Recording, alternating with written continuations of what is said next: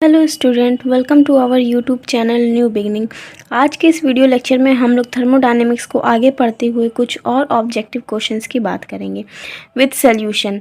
तो वीडियो में बने रहिएगा और टॉपिक्स को समझने की कोशिश करिएगा। इससे पहले मैंने कंप्लीट थर्मोडायनेमिक्स करवा दिया है, मतलब कि CP, CV, gamma, first law, second law, entropy और बोल्ट्जमैन रिलेशन, मतलब मैक्सवेल रिलेशन, ये सब मैंने करवा दिया है। तो आपने अगर वो सब वीडियो ना देखा हो तो डिस्क्रिप्शन बॉक्स में लिंक मिल जाएगा, आप वहाँ से उसे देख सकते हैं और अपने कॉन्सेप्ट्स को क्लियर कर सकते हैं। प्लेलिस्ट बनी हुई है थर्मोडायनेमिक रिवीजन के नाम से, तो आप चैनल पे जाइए, प्लेलिस्ट के वाले सेक्शन में जाइए, आपको प्लेलिस्ट मिल जाएगी 10-12 वीडियो लेक्चर और एक ऑब्जेक्टिव क्वेश्चन का वीडियो मैंने ऑलरेडी अपलोड कर दिया है। तो उसमें मैंने 15-20 ऑब्जेक्टिव क्वेश्चन लिए हैं विद एक्सप्लेनेशन, मतलब उनका आंसर क्या है, आंसर का एक्सप्लेनेशन। तो उसे भी आप देखिएगा ताकि आप ज़्यादा से ज़्यादा ऑब्जेक्टिव क्वेश्चन करें और ज़्यादा से ज़्यादा आप लोग को क्वेश्चन का आइडिया हो सके। तो चलिए इस वीडियो को स्टार्ट करते हैं और इस वीडियो में भी हम लोग 20 ऑब्जेक्टिव क्वेश्चंस को लेंगे और उसे सॉल्व करेंगे। तो पहला क्वेश्चन क्या है, 4 थर्मोडायनेमिक पोटेंशियल आर। आपको पता है मैंने अपने पिछले लेक्चर में, मतलब ऑब्जेक्टिव के पहले लेक्चर में बताया था कि 4 थर्मोडायनेमिक पोटेंशियल कौन कौन से हैं, internal energy, Helmholtz function, enthalpy और गिब्स फंक्शन। तो ऑप्शन सी इसका करेक्ट हो जाएगा। उसके बाद क्या है, उसके बाद हमारा नेक्स्ट क्वेश्चन है specific heat of saturated vapour pressure. तो सैचुरेटेड वेपर प्रेशर की स्पेसिफिक हीट नेगेटिव होती है। फिर क्या है, Maxwell thermodynamic relation ES upon ET का रेशियो गामा के इक्वल होता है। ठीक है। फिर क्लॉसियस क्लैपेरॉन इक्वेशन क्या है, मैंने बताया था क्लॉसियस क्लैपेरॉन इक्वेशन क्या है, dP upon dt is equals to L upon delta V into T, है ना। dP upon dt is equals to L upon delta V into T. तो देखिए कहाँ से मैच हो रहा है, डेल्टा V इंटू टी। तो ये देखिए ये आपका मैच हो रहा है, dP upon dt is equals to L upon T, delta V के लिए V2 माइनस V1। तो ऑप्शन ए करेक्ट हो जाएगा। उसके बाद क्या है, Gibbs potential is defined as, Gibbs potential के लिए क्या एक्सप्रेशन होता है, G is equals to U plus P V minus T S. क्या होता है, G is equals to U plus P V minus T S. ये भी मैंने अपने पिछले वीडियो लेक्चर में आप लोग को बताया है। उसके बाद the value of CP minus CV for an ideal gas, ideal gas के लिए क्या वैल्यू होती है, तो TE alpha square V, TE alpha square V। कहाँ कौन सा ऑप्शन मैच हो रहा है, option number C, TE alpha square V। उसके बाद क्या है, Helmholtz free function. Helmholtz free function किस तरह से डिफाइन किया जाता है, F is equals to U minus T S होता है।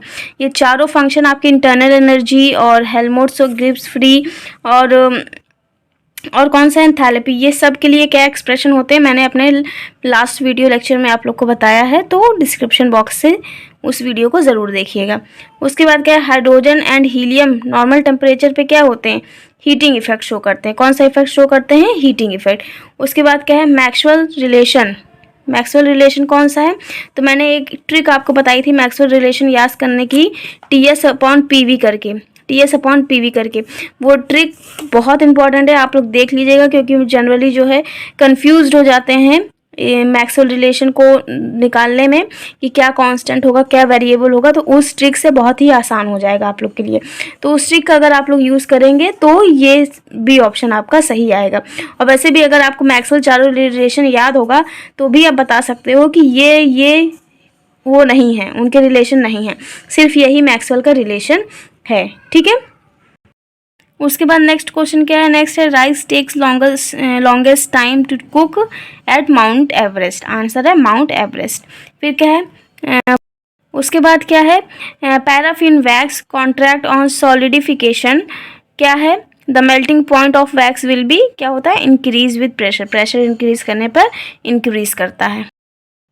पहला क्वेश्चन क्या है, in a reversible adiabatic process entropy, entropy क्या होती है, अनचेंज्ड होती है। एडियाबेटिक प्रोसेस में देखिए आप लोग क्या होता है, एडियाबेटिक प्रोसेस में आपका हीट जो है कांस्टेंट होती है। तो जब हीट कांस्टेंट हो जाएगी तो एंट्रोपी भी आपकी कांस्टेंट हो जाती है, क्योंकि एंट्रोपी का फॉर्मूला होता है dQ अपॉन टी। तो जब dQ ही हमारा जीरो हो गया तो एंट्रोपी भी जीरो हो जाएगी। Zero means that remains unchanged, मतलब कि कांस्टेंट। फिर क्या, which of the intensive variable, temperature आपका इंटेंसिव वेरिएबल है।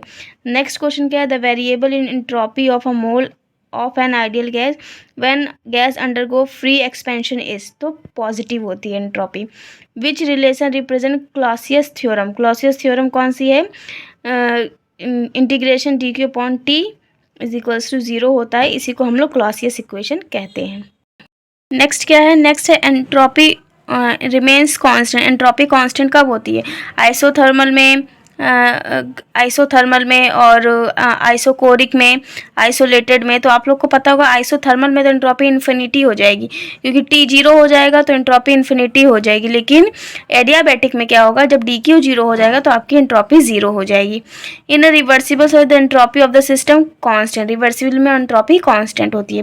The entropy of the system irreversible, irreversible के लिए मैंने बताया था यूनिवर्स में जितने भी नेचुरल प्रोसेस हैं सब इरिवर्सिबल है और सबकी एंट्रोपी इंक्रीज कर रही है। फिर क्या, द यूनिट ऑफ एंट्रोपी, मैंने इसकी यूनिट भी बताई थी कि 1 जूल पर केल्विन होता है, 1 कैलोरी पर केल्विन होता है। वो डिपेंड करता है कि हम लोग डी क्यू को यानी कि हीट को जूल में ले रहे हैं कि कैलोरी में ले रहे हैं। फिर नेक्स्ट क्वेश्चन है, choose the correct statement. Correct statement ये है कि the reversible process are quasi static. Reversible process कैसा होता है, क्वासी स्टैटिक होता है। फिर नेक्स्ट क्वेश्चन क्या है, a piece of ice is added in water in cup the entropy, तो इस केस में एंट्रोपी इंक्रीज करेगी। अगर वेपर जैसा कुछ होता है, जैसे नेक्स्ट क्वेश्चन में देख रहे हैं, when water vapour condense into water it's entropy, entropy क्या करती है, इसकी डिक्रीज करती है। फिर नेक्स्ट क्वेश्चन क्या है, एंट्रोपी इज मेजर्ड, एंट्रोपी क्या मेजर करती है, डिसऑर्डर को मेजर करती है। फिर entropy is maximum which states, gas state में आपकी एंट्रोपी सबसे ज़्यादा होती है। In natural process, entropy natural process में आपकी, natural process in irreversible process में आपकी एंट्रोपी इंक्रीज करती है। नेक्स्ट क्वेश्चन क्या है, नेट एंट्रोपी मतलब कार्नोट साइकिल की नेट एंट्रोपी 0 होती है, मैंने प्रूफ करके दिखाया भी है। विच of the following statement reversible process, reversible process के लिए आपको एंट्रोपी कांस्टेंट होती है, यानी कि ds इज इक्वल्स टू 0 होगा। In two gas at same temperature, जो 2 गैस सेम टेम्परेचर पे होंगी तो इनकी इंटरनल एनर्जी इक्वल होगी, क्योंकि इंटरनल एनर्जी क्या है, काइनेटिक एनर्जी का फंक्शन होता है। जब और काइनेटिक एनर्जी टेम्परेचर का फंक्शन होता है, तो जब टेम्परेचर ही कांस्टेंट है यानी सेम है तो हमारी इंटरनल एनर्जी आपकी भी इक्वल होगी।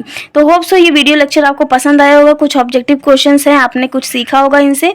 अगर ये वीडियो लेक्चर ऑब्जेक्टिव क्वेश्चन आपको समझ में आए हो तो वीडियो को एक लाइक कर दीजिएगा, चैनल को सब्सक्राइब कर दीजिएगा और मिलते हैं नेक्स्ट वीडियो में नए टॉपिक के साथ। Thanks for watching, bye bye.